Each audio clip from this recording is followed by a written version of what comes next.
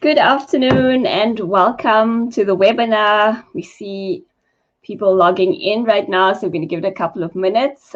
If you've logged into the webinar and you can see me and hear me, please dive into the chat box and let me know. So say hello, let us know where you're from, and then let me know if you can see me and hear me. So I would love to know that I'm not talking to myself and that I am talking to you and you're receiving me loud and clear. So let's see some of those comments coming through the chat box. That would be phenomenal. And then we'll give it a minute or two more before we dive right into this Enshrine Learning Academy webinar. Michelle from KZN can hear me loud and clear. Fabulous. Christelle, hello, loud and clear. Kirsten Kruger, lovely to see you here. You're hearing me loud and clear. Excellent. And there we go. They're coming in fast and furious. And I'm not going to be able to keep up with everyone, though I do want to say hello to everybody. So Michelle, Kirsten, Crystal, Monique, lovely to see you all in the room. Hi, Anusha. You can hear and see me. Excellent. Hi, Cam, you in the room on this very exciting Enshrine Learning Academy webinar. So I'm really keen to get going and dive right into some content this afternoon. But I do want to say hi to everyone. Julie is here. How are you, Julie? Good to see you. Sipokazi from Johannesburg. Lovely to have you in the room. Ignacio, Eleanor, good to see you in the room. We've got Keshni and Ajay and Virginia and Talisa and Devika and Kim and Renee and Tandukolo. Welcome. You're all very welcome into the session this afternoon, and I'm sure there are going to be more people joining as we go through the session. So what I want to say right now before I dive into some content is, if you have a question pop into your head or a thought popping into your mind around the content that we're talking about this afternoon, then pop it into the chat box so we don't lose your thought and we don't lose your train of mind. And when the time is right, I'm going to dive right back into that chat box, and then let's go through some of your comments. I love it if we're engaging and we're sharing and we're listening to each other. And yes, I know I can't unmute you and physically hear you today, but I can certainly read your comments and your thoughts in the comments box. So please keep them going, keep them coming, and let's learn from each other this afternoon. So we're only going to be with each other for a really short time. It's an hour and then we're done. So by 1 o'clock, I want you back at your desks, ready to have lunch, back at your lunch tables maybe. So want to please have a break. We're talking self-care. So I want you to get back to your desks on time. So I'm not going to delay and prolong the start of the session. So let's dive right in. Good afternoon and welcome. And today we're here to talk self-care. But we're going to dive into this concept of self-care is not just another spa day. And this comes from a whole host of ideas and notions that we see marketed and promoted to us constantly. Now, I don't know about you, but I'm just seeing this idea of self-care being a soak in the tub or a day at the spa or a massage treatment or eating a slab of chocolate, all being marketed and promoted as self-care.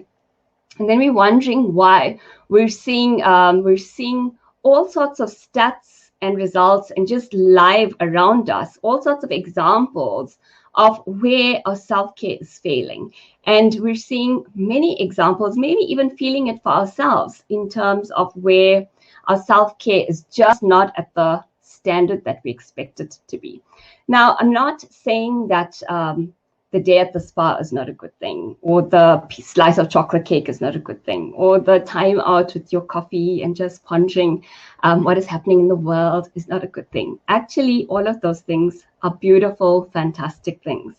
But when we talk self-care, we're wanting to know that whatever we're doing, whatever we're investing in our self-care is actually going to reap benefits into the future, is going to be able to give us the results that we're yearning for. What are the outcomes that we're looking for? So we're wanting to make sure that when we invest in self-care, it's not like we're just putting a plaster on a cut and expecting the massive deep wound that happened below that to instantly heal or magically heal. We're wanting to know that whatever we're putting in place and implementing is going to help us reap the sorts of results that we are wanting to reap on a much longer term basis. But before I go any further, let me maybe just give you a little bit of my backstory, because I haven't introduced myself as yet. You've said hi in the chat box, and I haven't said hi back and let you know exactly who you're listening to this afternoon. So my name is Usha Maharaj. I'm a qualified chartered accountant. My background is in corporate, where I spent 16 years in a Big Four audit firm. And after 6 years, I spent 6 years as a director in that Big Four audit firm. And since leaving corporate, 7 years now, I've been practicing as a coach and a mentor and investing a lot of time in leadership development and personal development, training and coaching and mentorship, and speaking and facilitation as well. So that's where I spend a lot of my time. On the family side, I'm a daughter. My parents are everything to me. A sister, cousin, and then a wife. My husband and my children mean the world to me as well. So I've got 2 teenagers, a boy and a girl. And what do I do now? And where do I invest all of my time and energy? I invest in helping women and young professionals achieve career success while creating balanced and happy lives. And that is the thing for me that I've been seeing more and more and more in the recent past, is the balance and the happiness versus the success. And it's almost like 2 opposing forces that we're having to deal with in our lives. The stories and the stresses and the pressures that my clients are experiencing and friends and family members are experiencing, it seems like we're reaching a point in this world, in our communities, in our own lifetimes, that if we don't do something, if we don't put some sort of measures in place to help ourselves, that we're going to reach a point where we're going to be beyond helping ourselves and definitely beyond helping others as well. Because that breaking point and that pressure point is coming so fast and so furiously, just because of everything we're having to deal with in the world as it stands today. So if we think back to 2 years ago, and it is that long now, so we're in 2021. So let's go back to 2019. And if we looked at all of the employee engagement stats, and if we looked at women in leadership and women in the workplace stats, it's August, it's Women's Month, so let's add a double of what we would have seen from a woman in leadership, woman in business perspective as well. We saw that stress was a factor that affected everybody. We saw that balance was a factor that came up as one of the top reasons that people couldn't last in the corporate workplace, that people had to look for other avenues in order to find their success and their career fulfillment, because the balance was missing in the workplace. We found that people were juggling just far too many roles, far too many responsibilities, and really just not coping under all of the pressure.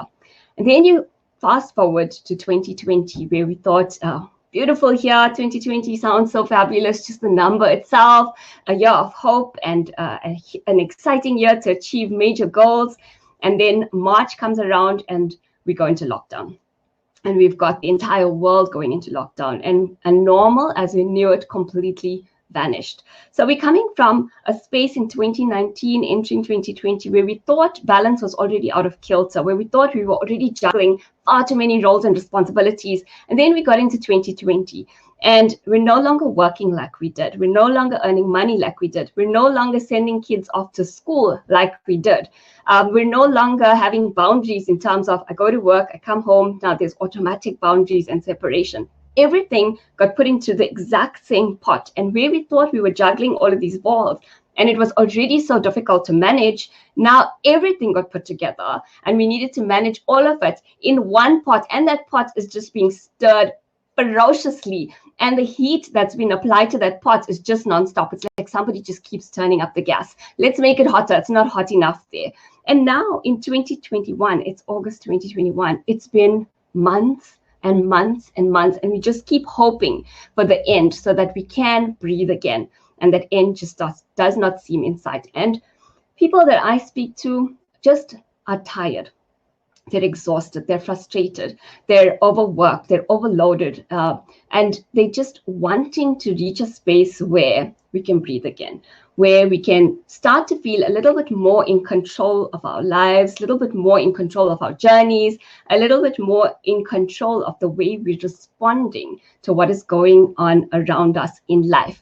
And that is why we're having this conversation today, because self-care is not about the spa day. We can't fix what we're dealing with on the inside if all we do is take care of little bits of ourselves occasionally, not even often, occasionally on the outside.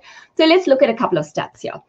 South Africa ranks second. When we go rankings and we think, oh, South Africa's ranking second, that must be so excellent. But South Africa ranks second as the most stressed out country in the world. So second at the most stressed out country in the world, there we go, a ranking we do not want. We do not want to be in the top 10 at all. But South Africa ranking second from a stress perspective. So think about the people around you. Just think about yourself from a stress perspective. Think about you a year ago, 2 years ago, and what it feels like right now. Where are you on the scale of stress? And those stats are saying that as a country as a whole, it's just we're at boiling point. And then I looked at some other stats. Now, it's difficult to find deep stats just around South Africa or Africa, but I found stats for Britain, and then I found a lot of stats for the US. And the fact is, people are people. We're all dealing with very similar experiences, very similar circumstances, very similar changes. And in many instances, here in South Africa, we're feeling it at rates that are even more intense. And I'm not even going to talk about events that happened in July. For those of us that live in KwaZulu-Natal and parts of Gauteng, you know what I'm talking about. But intensive experiences that just go and serve to take what we had from a stress perspective and just almost blow through the roof. But let's look at some other stats. So we looked at these stats are coming out of a research report in Great Britain, and the report was released in November of last year. So it is taking into account some of what COVID has brought into the world. And then we go and say, but now it's almost another year later, how much more intensive are these stats going to be if we look at those results at the end of this year? So from a work-related stress, depression, and anxiety in Great Britain perspective, if you look at the chart and they've tracked it over the years, 2019, 2020 has had a massive increase where we're going per 100,000 workers, almost 2,500 of them have reported or self-reported just intensive levels of stress, depression, or anxiety. So the levels that we're experiencing out there are massive. And you can already just thinking about the circles of people you engage with, think about your colleagues at work, think about how people are responding and reacting and how frustrated they are and how tightly wound a lot of people are. And you can relate back and say, okay, I can see it in my own circles. But these are results now coming out of Great Britain.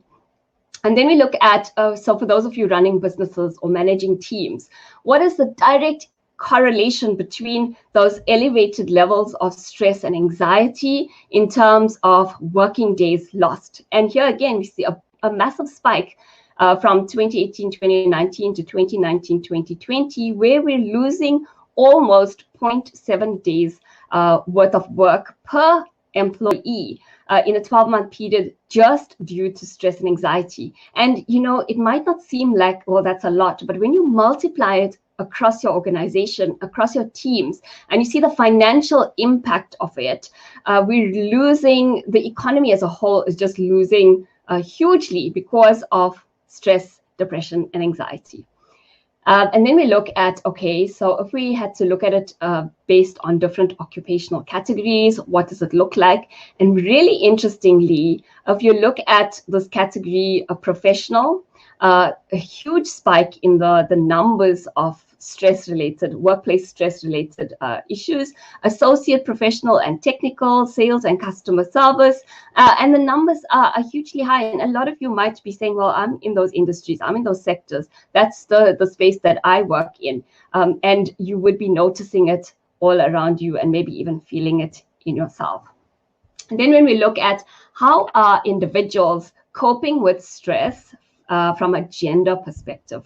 And these results are not unique to Great Britain. I looked at research reports for the United States of America, where they reported very similar results, that women are impacted even more greatly than men. So they're not coping with stress as effectively as men are coping with stress, or they're not dealing with, or they're showing it very differently in their lives. So there's just so much that has been layered on us, that we're having to deal with, that we're having to navigate, that we're having to juggle.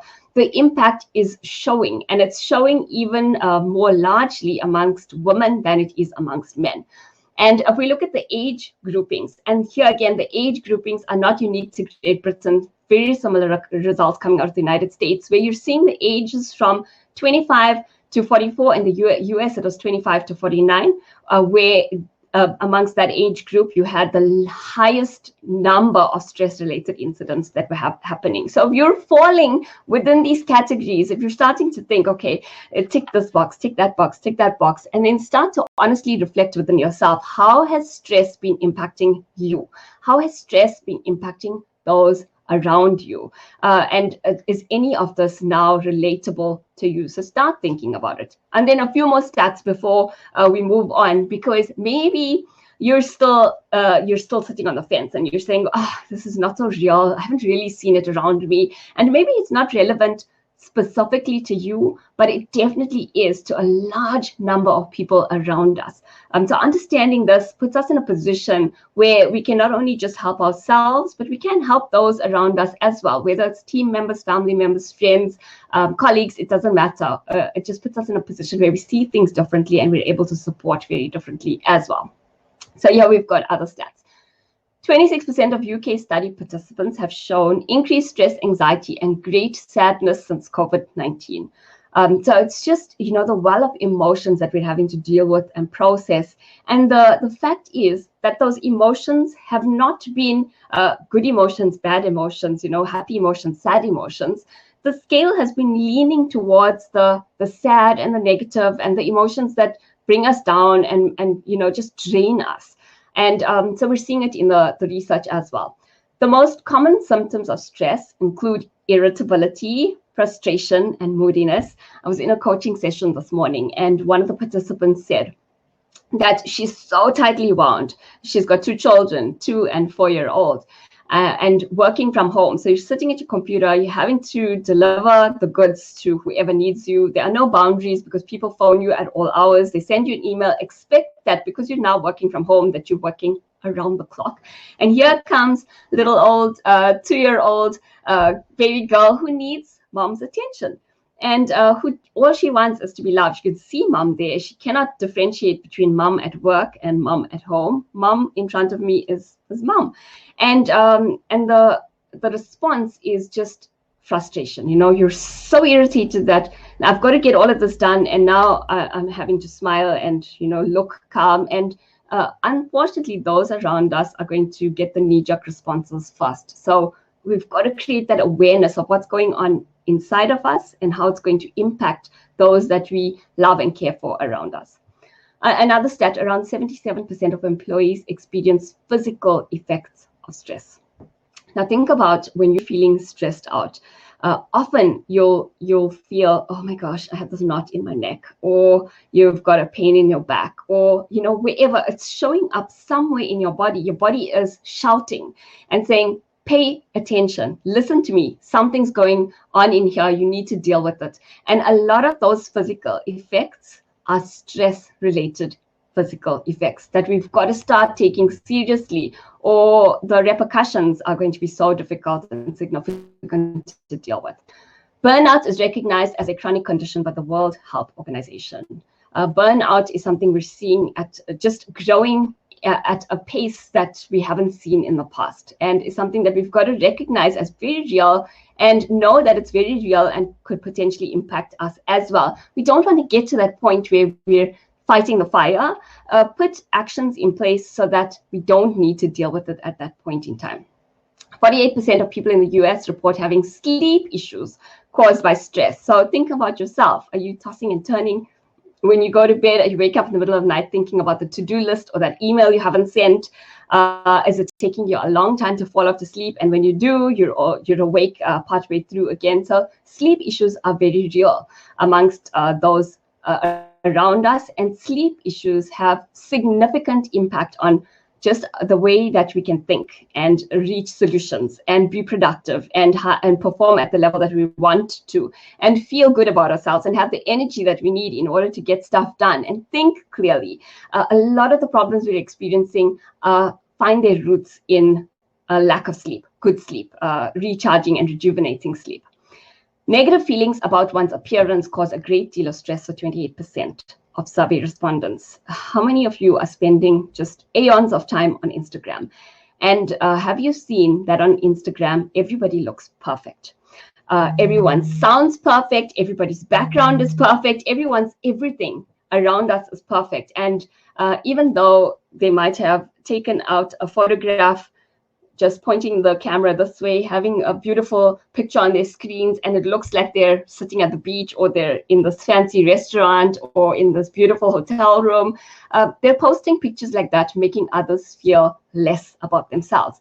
But they're not making others feel less about themselves. We're choosing to feel less about ourselves because of what we're seeing posted on social media. And the social media activity has grown significantly during COVID because all of us have had time. We've spent a lot of time online. So we're seeing that reflected in the stats as well. 80% of college students frequently or sometimes feel daily stress. And think about college students, think about your teenagers and your children at school, and the amount of uncertainty they've had ever since COVID was brought into our lives. School is on, school is off. We're remote today, we're live tomorrow. Classrooms are now closed because there's a case that has been found, and you need to self-isolate. The amount of stressors that they are going through is being reflected as well in the case study. So it's important, like I said, to understand how this impacts us, but also to understand how it's impacting those around us, and then being able to learn strategies to help not just ourselves, but help the people around us as well, whether they're children and college students, whether they're colleagues or family members. Everyone is going through something that might need some assistance from a stress perspective. 6 in 10 workers worldwide experience stress, according to a global stress statistics from 2020. 6 in 10, that's 60%. So that's, if you look at there are 60 of us on the call right now, 10 of us are experiencing stress. And I can pretty much assure you that it's a lot more when we're looking at, so think of all of the stats that they said before, the criteria that we were looking at before: women experiencing stress more than men, women in a certain age group experiencing stress more than men. So as you go through it in certain occupation groups and industries, then you look at what the family structure is, roles and responsibilities, and you do the survey, and you're going to find that a lot more people around you in your circles are experiencing the stress that they're talking about. And employee stress levels have increased by 20% in the last 3 decades. Employee stress levels, if you go Korn Ferry and look at their research, have always been so high. And the fact that it's increased 20% in the last 3 decades, and if you go, and I'm sure Korn Ferry might have more recent research, I couldn't find any when I was putting this together, but in the last year, you're going to find that percentage has increased phenomenally. So now we know, right, there's a real problem. Yes, somebody might be struggling to cope with this. Maybe it's me, maybe it's somebody I know. Maybe I've just seen it out there. But there is a very real problem, and we need to look at ways to help ourselves and then to help others as well. And why is it that just going to the spa is not good enough, or going for a haircut and, feeling all good after your hair is cut and colored and it's set so beautifully, or having a slice of chocolate cake and a coffee and thinking that you've now rejuvenated yourself, you've taken care of yourself? Why is it that is not good enough? It's because if we don't deal with the source of a problem, we're never going to be able to get rid of the problem, and we're never going to be able to deal with the problem.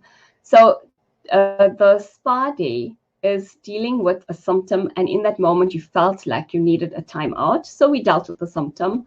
But where's the source what of that problem, what caused us to feel like we needed that time out in the first place? What caused us to feel like we were at breaking point and we had to book the spa day because it was the only way to get out of that breaking point? So that is what we've got to go and look at and say, well, then how do we fix the source?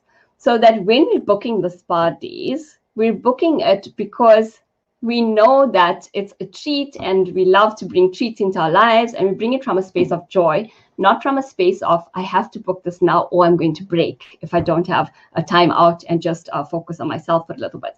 And the way we do that is to understand that caring for ourselves comes from caring for our bodies, our minds, and our spirit. And we've got to look at, well, if it comes from all three of these areas, how do we do that? And if we don't do that, what does it look like? So when we're not caring for ourselves, these are some of the things you might be saying. So you might be saying, I'm too hard on myself. I expect too much from myself and do not give myself enough credit. Now, if any of these statements resonate with you, just pop a yes into the chat box, and I'll know that it resonates with you or resonates with somebody around you. So you've seen this, you've experienced it, you know that it's real. So have you ever heard yourself saying things like this, or have you ever felt like this is what you would be thinking, or have you seen it around you? So just pop a yes into the chat box.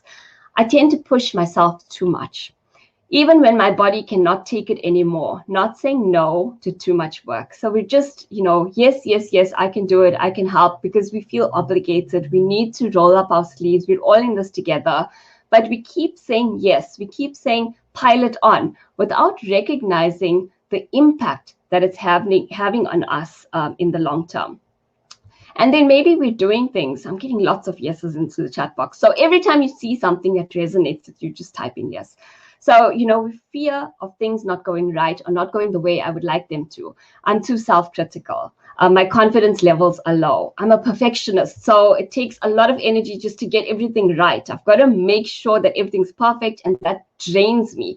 Not knowing or focusing on my strong points. So I don't know what my strengths are. I don't know how to live in my strengths. I'm constantly trying to fix my weaknesses, and that's making me feel a little bit stressed as well.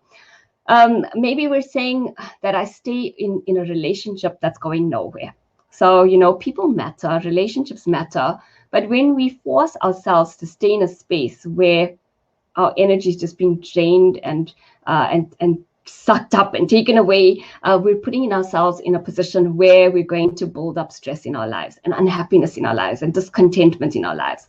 I am tired a lot and very frustrated in the evening. So we get through the day, we're just pushing. But by the end of the day, it's anything can just break me.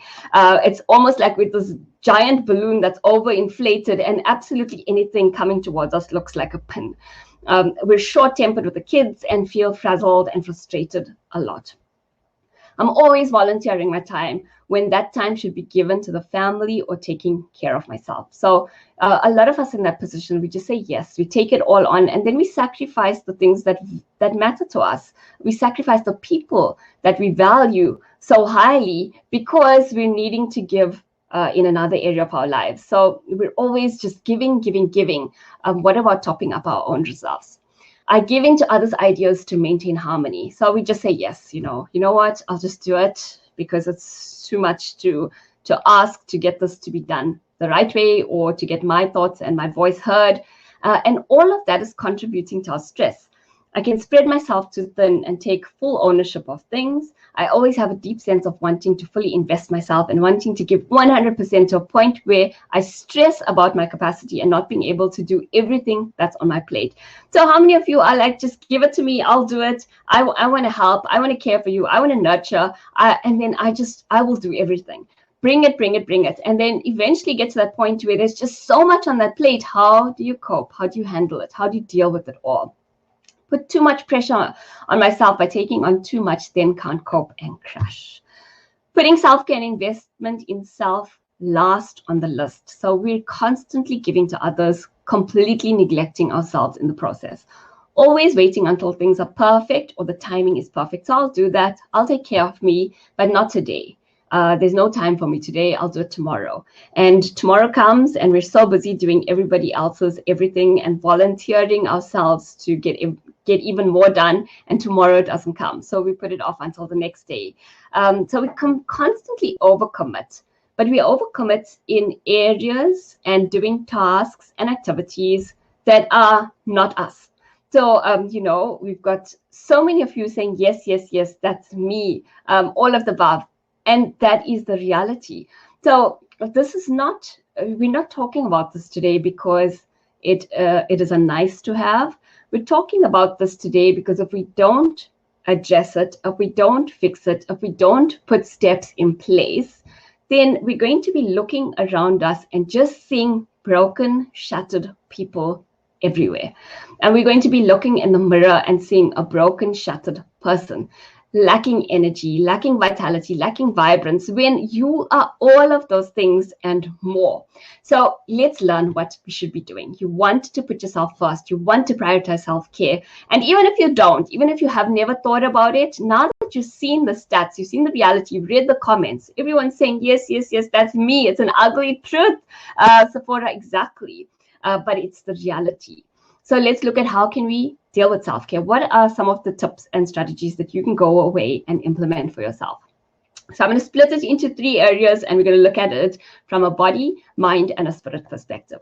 From a body perspective, from a mind perspective, starting with the mind, always for me, and I hope for you as well, from today going forward, we always look at how can we create change in our lives from the inside out.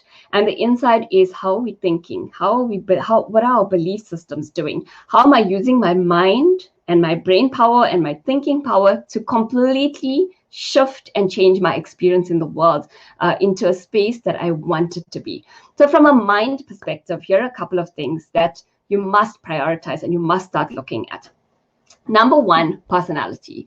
You've got to know yourself so well from the inside out. You've got to know all of your strengths. You've got to know all of the areas that will show up as weaknesses for you. You have to know when your strengths are becoming derailers. So we've all got strengths. We've all got areas of improvement or weaknesses.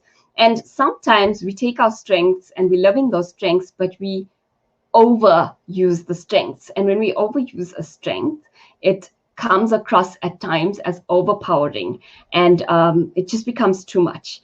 So our personality needs to serve us, and it needs to be used in a way that gets the best out of the people around us and gets the best out of ourselves.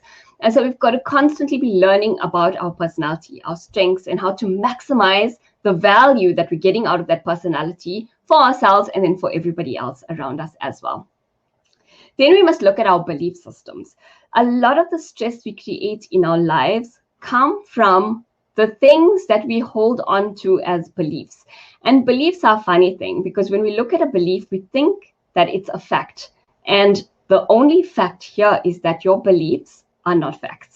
They are fiction and fallacy that you've created over a lifetime. So you've looked at your parents, you've looked at all of your experiences in your life, your community, marketing, so society, your company's influence on you. So we've been influenced from the outside throughout our entire lives.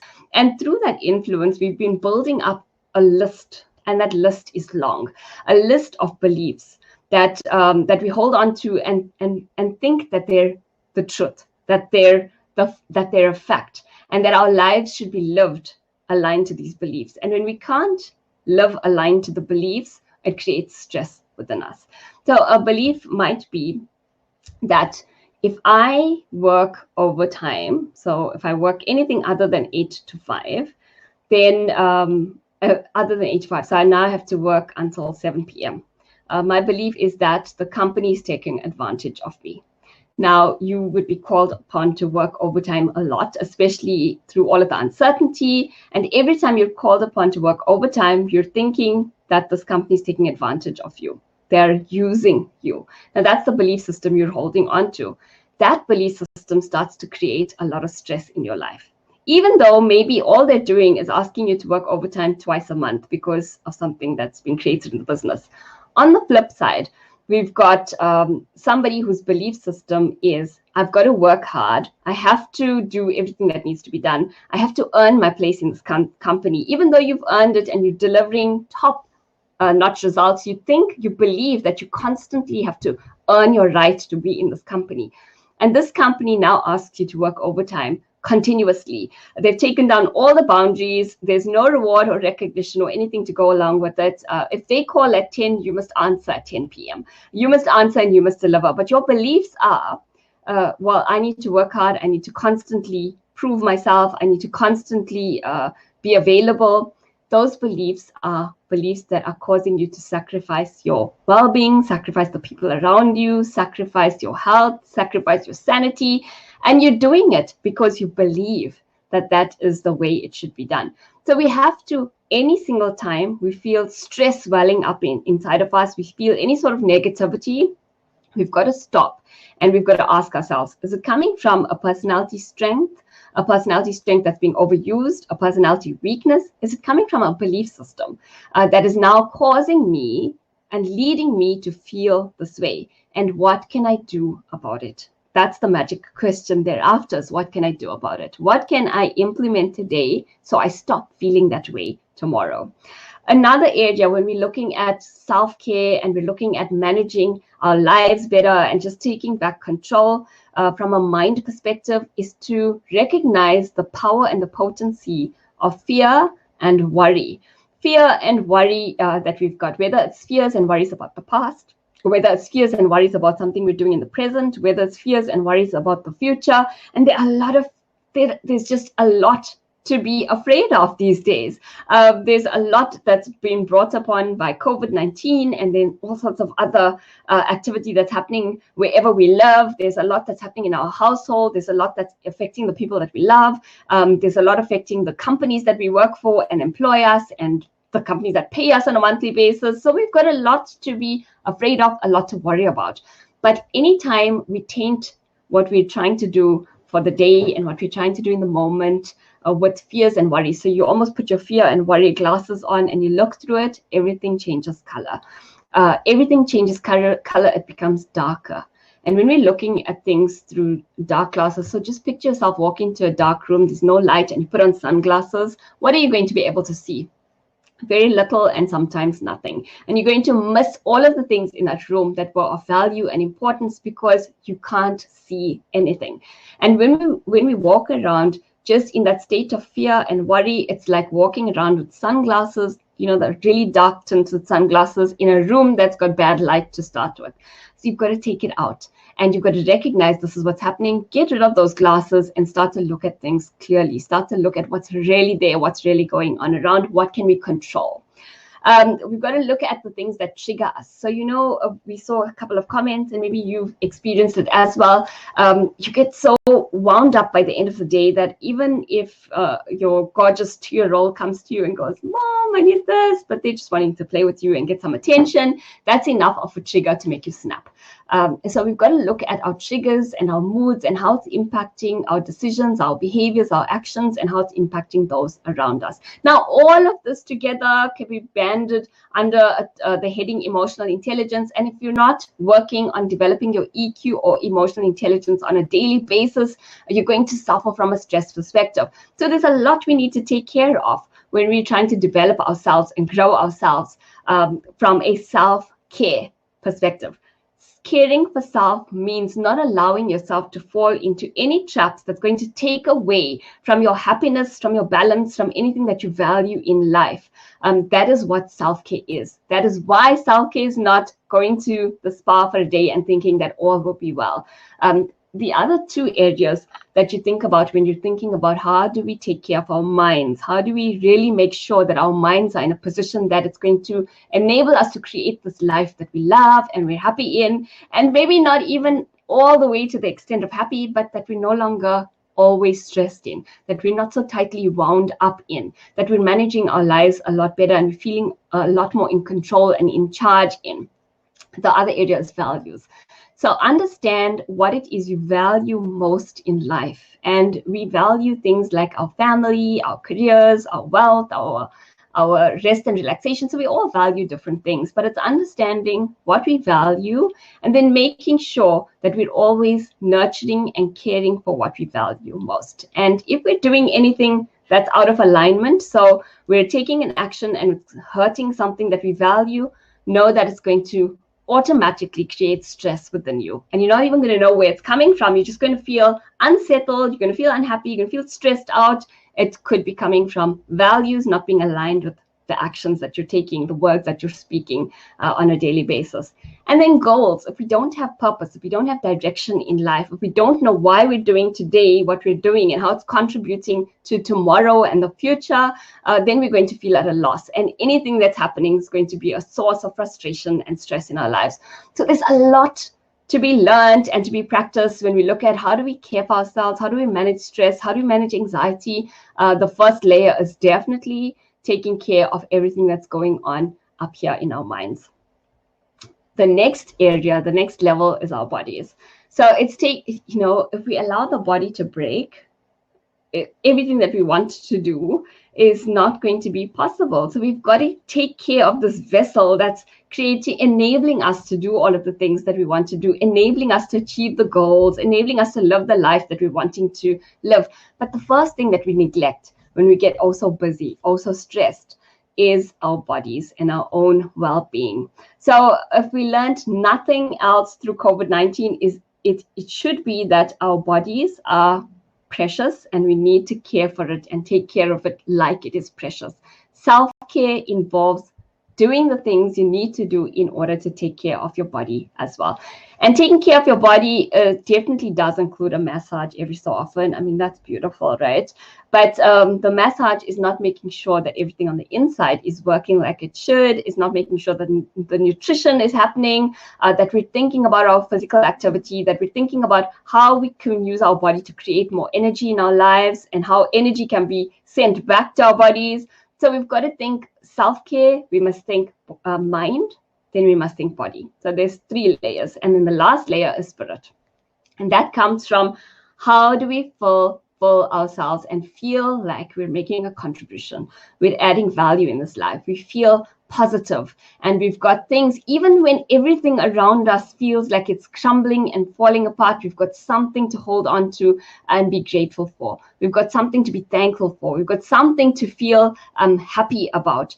Even when things just feel at their darkest around us, that we're able to tap into some sort of energy source and still get us through it. And that comes from what we're feeding ourselves from a motivation and inspiration perspective. It comes from how we're doing gratitude practices, whether it's on a daily basis, whether it's on a weekly basis, but it's how we are taking these practices and implementing them so that we can nourish ourselves and our spirit and have that energy and that vibrance and that positive attitude that all comes from how we're nourishing and nurturing our spirit. It's practicing forgiveness. It's letting go of things that weigh us down and make us feel shackled in the moment. It's using tools like affirmations to convince ourselves almost, in order to get stuff done in a way that we're wanting to get it done. It's practicing kindness and caring. So when we think self-care, we have to be thinking all of the layers of caring for self. And those 3 layers are your body, your mind, and your spirit.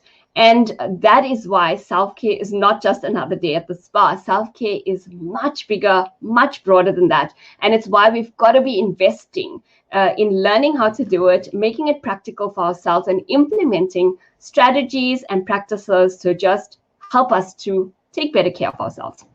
So I'm going to pause right there and look to the chat box. If you've got a question, a comment, a thought, if you've got an insight, new awareness, pop it into the chat box. I am super interested to read about it. So you share that in the chat box, and I'm going to pick up on all of those in a minute. But before I get to your comments, so type them up already, I want to ask you this one question. If self-care is a priority for you, if it is something you do want to prioritize and take care of and invest a little bit of time and energy in, and if you would like me to help you to get that done. So if you're ready, you're saying, I'm ready, let's get set and let's go. Then I've put together a challenge that is a 15-day self-care challenge that starts in a couple of weeks on the 5th of September.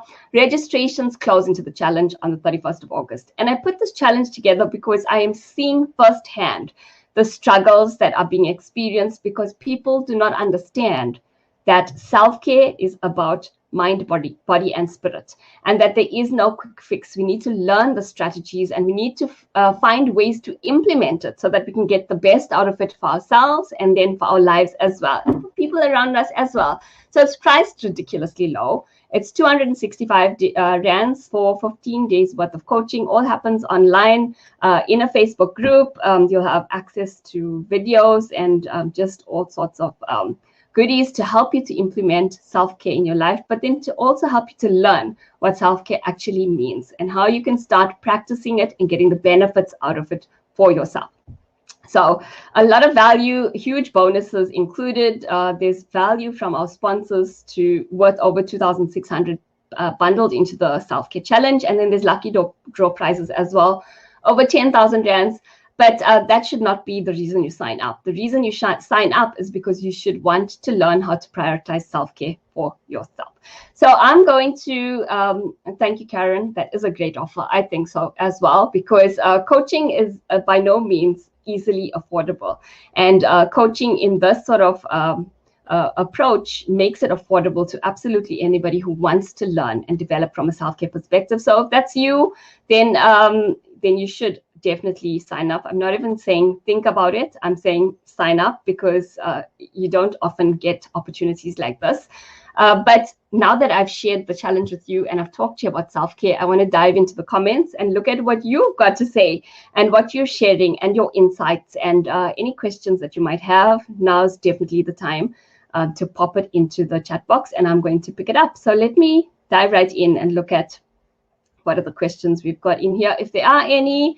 And if you've had insights, now's the time to share it. If there's any takeaways you'd like to share, pop it into the chat box. I can get through it as well in going through your comments right now. So let's, I'm scrolling. There are a lot of comments I need to get through. Sepokazi says, thank you for this, Queen. So insightful. Oh my gosh, I love that. That's so cool. I am blushing.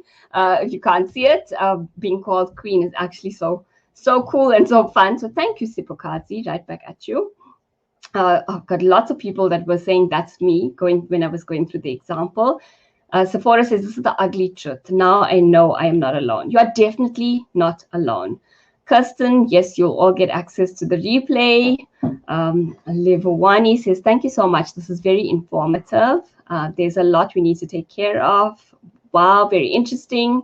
Body, mind, and spirit. Yes, exactly. Always body, mind, and spirit. Renee says, I never realized that self-care means taking care of my body, mind, and spirit. It's brought new understanding to how I really take care of myself. Well, I think that's exactly what the objective was here today. So self-care is not just another spa day. You've got to really invest in taking care of yourself, because when you do, life just works better. When you do, you're a lot less frustrated. When you do, your health and wellness is a priority. Your family is a priority. Absolutely anything you value in your life becomes a priority. And that's how we should be living our lives. Karen, what a great offer. Thank you, Karen. I think it is. I really do. Chika, the greatest slogan in the professional world is multitasking. For me, multitasking is one leading cause of stress in the workplace. Yes. So when we talk multitasking, we believe that we can multitask, especially if we're women and we go like, oh, I can multitask. I can get this done. The reality is, if we're trying to do intensive tasks that require mind power, it's really it's impossible to multitask. When we're combining one task that we can run on autopilot, so it doesn't even require us to consciously think about it, and another task that we might need to pay some attention to, then we can multitask. So I'll give you a quick example. For myself, it's cooking and listening to a podcast. You can do both, because you're cooking on autopilot, and then you can focus, give half attention to the podcast. But you cannot do two high intense thinking tasks at the same time. That's a fallacy. But it is important to combine tasks that don't require huge thinking power. Renee says, I've signed up for the challenge. Thank you, Renee. Sipukazi self-care challenge sounds good. It is really good. Tandu Kolo, thanks for the informative session. Absolute pleasure. Zenobia, thank you, Usha. This has been so helpful. We sometimes choose to bury our heads in the sand instead of taking control. That is exactly true. Celeste, I am so bad at self-care. I almost forgot about the webinar. Celeste, use your diary. please set reminders. Bronwyn says, brilliant, thanks Usha, can't wait to start the challenge. I can't wait to start the challenge either. I am really, really looking forward to it. We're going to have a lot of fun in it, and I think we're all going to learn a lot together. So the Self-Care Challenge starts on the 5th of September. Registrations close very soon on the 31st of August. You can find it through my website, or I'll post a link there. And when we send out the replay as well, we'll include a link. I am about to wrap up the session. If you have any questions, now is the time to pop it into the chat box. If you would like to know absolutely anything, pop it into the chat box now. Tandu, I always get stuck on your name. I'm so sorry. Your name beautiful. Tandu Kolo. There we go. Do you mean 15 minutes a day for 15 days? Yes, I do. I want you to learn that self-care does not need hours every day. We often don't do it because we believe that self-care is going to take just too much of time, too much of energy. In fact, you can implement practices every single day that aren't going to take you hours to get done. And when you choose the ones that you love and you can see the results that it's bringing into your life, then you can start to build on it. But start small, just so that you get started. So that's what I'll be teaching you, how to keep it practical. I'm all for practical and simple.